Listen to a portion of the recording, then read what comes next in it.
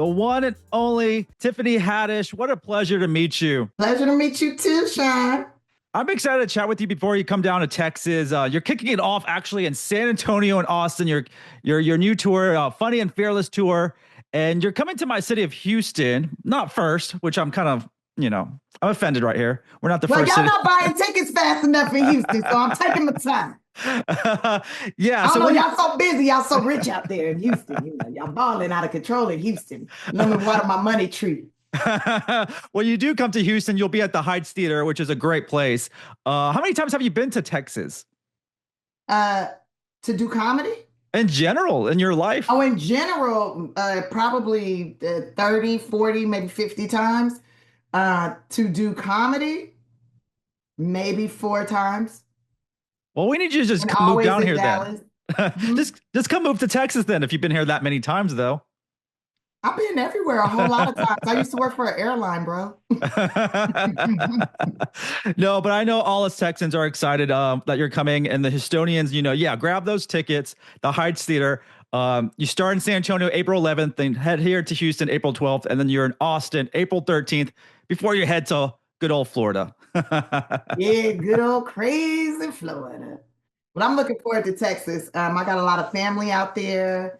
My family went, I don't know if you know anything about the 1900s, but during the Great Migration, when people were coming from the South to the West Coast, my grandmother and grandfather, great grandmother and great grandfather, is 1907. Okay, they got in those wagons from Kentucky and Tennessee, and they stopped in Texas. They sharecropped in Texas, and I got a bunch of cousins and uncles there, aunties and stuff. And then they moved on over to Brawley, California. Mm-hmm. And then my grandmother was born, and then she moved to Los Angeles. I love that. That's a cool story there. Yeah, but I got like, I think over 100 family members in Texas. Oh wow! So Texas is definitely in your DNA.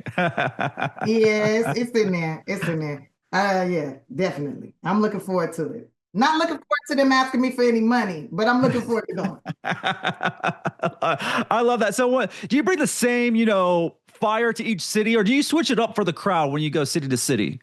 I match the audience. So first of all, I'm coming out glamorous as hell because I'm a movie star. Right now, I'm just basic. I'm about to give myself a facial, okay? But when the sun sets, the glamour will come out. And I'll be fearless, darling, and I'll be hilarious and beautiful and gorgeous and informative and progressive, if you will. But damn near so funny you pee on yourself. I've had people, the last show I did, somebody had an accident, and it wasn't at a geriatrics home, but they had a number 2 accident. Mm-hmm. What do you love most about being back in front of a live audience? And it's just you and the microphone, no filters, great crowd. Well, I love the immediate gratification. I figured out last week. Now, I used to say it as a joke, but I figured out it's the truth. I have an addiction, and I'm addicted to people's smiles and to the sound of laughter. And I don't care if people laughing at me or with me. It does something for me. When I'm sad, I'll play babies laughing on YouTube. Just the sound of laughter. It's contagious. You can't sit and listen to somebody laugh and not start laughing too. And it just, so I'm most excited about this high I'm about to get while I'm out there. I'm basically coming to your town to get a little dope fix of that good ha ha he he. No, I love hearing that. Comedy is so important. I love going anywhere I can find big venues, small venues. I think just comedy is needed almost every day, in our lives.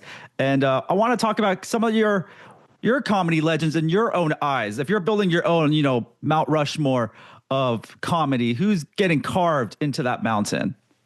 Well, first of all, you said something very funny to me. Well, that made me spark. You said you think it's important to laugh almost every day, and it is. It is the most important thing you could do. Just like using the restroom, it's important to laugh.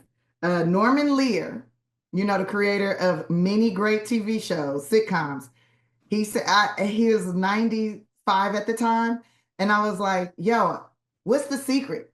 Is it the ladies? Is it the food that you're eating? What is it?" And he goes, I make sure I laugh every single day. If you make sure you laugh every single day, you'll live forever.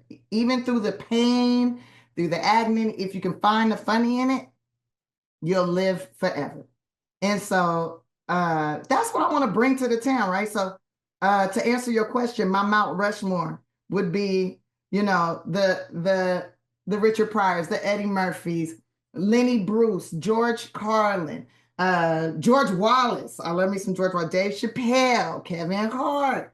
My mountain's gonna be big because it's gonna start expanding because I gotta add Lucille Ball to that mountain. I gotta add Mom's Mabley to that mountain. I really like Margaret Cho. She makes me laugh. Maria Bamford makes me laugh. They're abstract, but she's funny. Like, there's so many talented people out here that, like, dead and alive, that I think deserve to be on that Mount Rushmore. Shoot, my grandma still make me laugh. She's been dead for 2.5, 3 years now. Still make me laugh. Is that something where your comedy chops came from? Is from your family and from your relatives? Definitely. Yeah, there's definitely from my family. It's a lot. And most of my family is pretty funny in their own way, right? They have their sense of humor. And everybody's really great storytellers. And but everybody's not administrators of joy like I am. I love Yeah. hearing that. Joy is very important. You're doing everything, from stand up to movies, music, books, voiceover. Do you have like a favorite lane you like to be in, or whatever makes your heart laugh the loudest? It would be stand-up comedy. That's my favorite modality. I just learned this word, but now I can't even say it.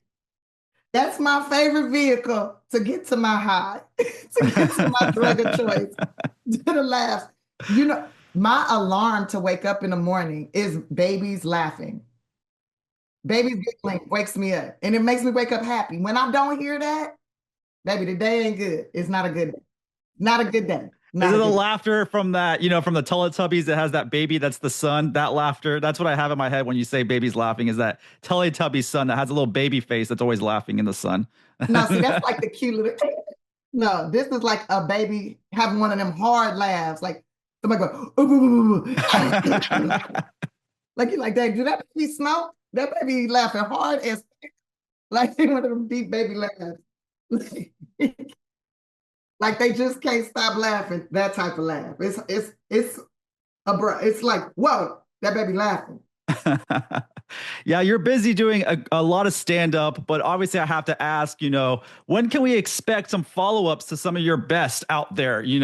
We need a sequel to Actually Like a Boss. That needs to happen. Girls Trip 2 needs to happen very soon. We need more on the big screen from you. And I'm hoping that happens at some point. What can you say about that at least? I can say that I've independently filmed some things over the last few years that will be dropping. And I can say that last night I had a conversation with my representatives about when we doing this again? Because I heard the script was ready.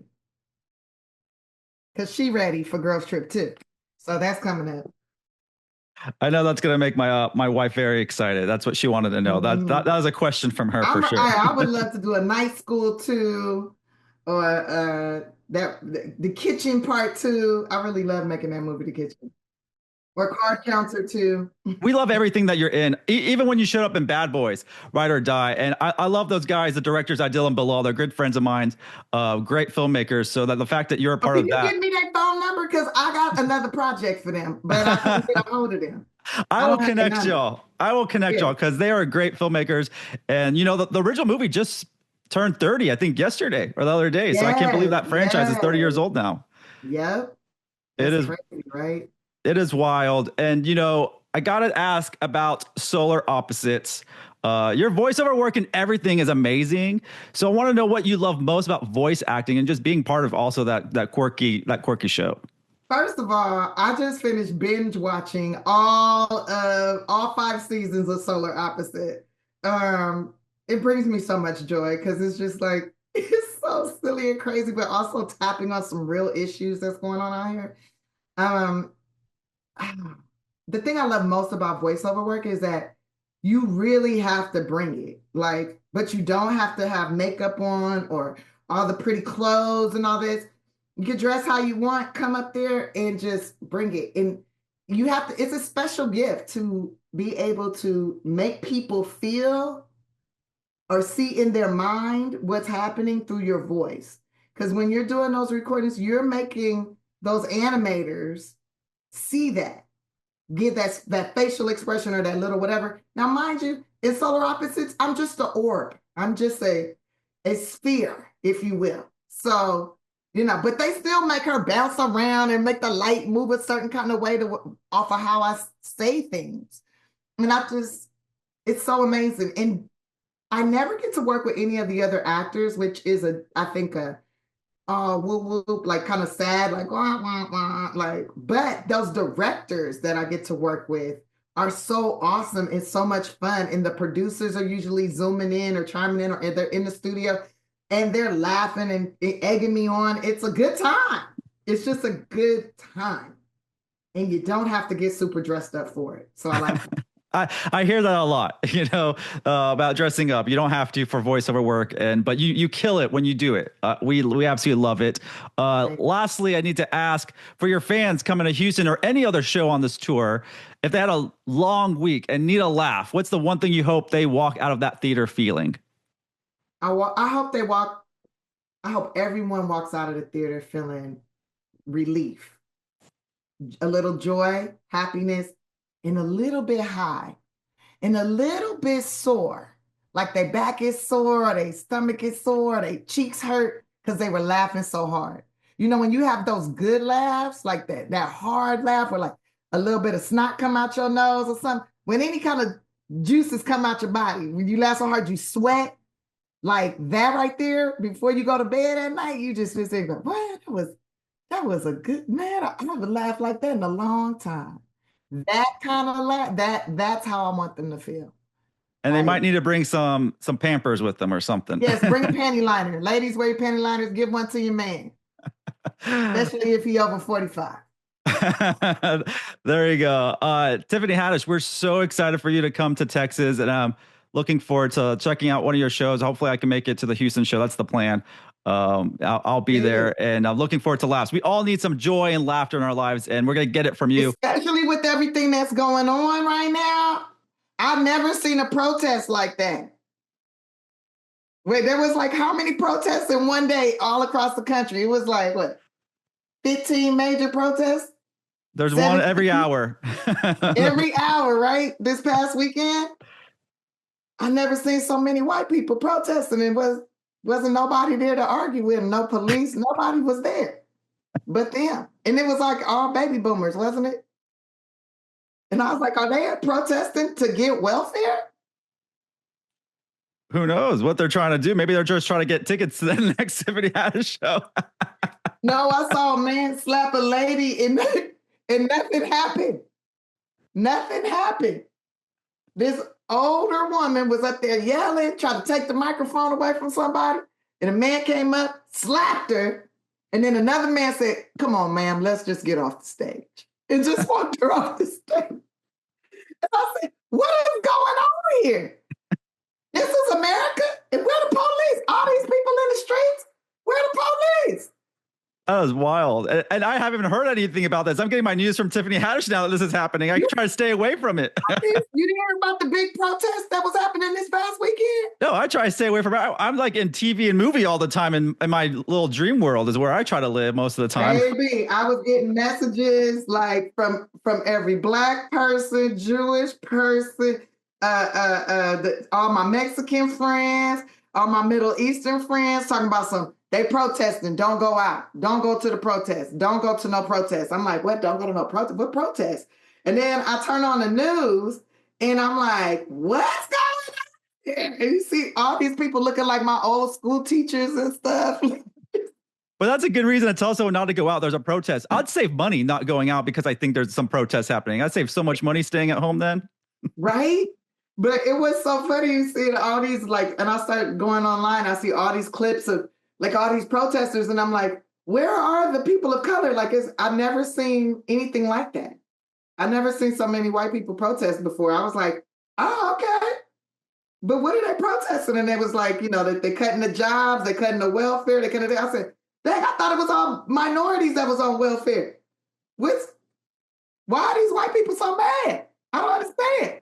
And then I started looking up statistics, and I was like, oh, they the ones on welfare. My bad. My bad. So this should be an interesting show. I don't really talk about politics too much, but that I'm gonna have to talk about because I ain't never seen nothing like that in my whole, 21 years on this plane. Because I'm 21 for the 24th year, and I've never seen nothing like that. Well, that's what's so great about comedy. It can be used to talk about a bunch of things and make us laugh about everything we should laugh about and just have a good time. And that's what Tiffany Haddish is going to do when she finally comes back to Texas. So definitely everyone get their tickets. I was just there a few weeks ago, but that was different. It's a nice band that I was linking up with. But there you go. Thank you so much, Tiffany. I'll see you at your upcoming show. Yes, you will. See you soon.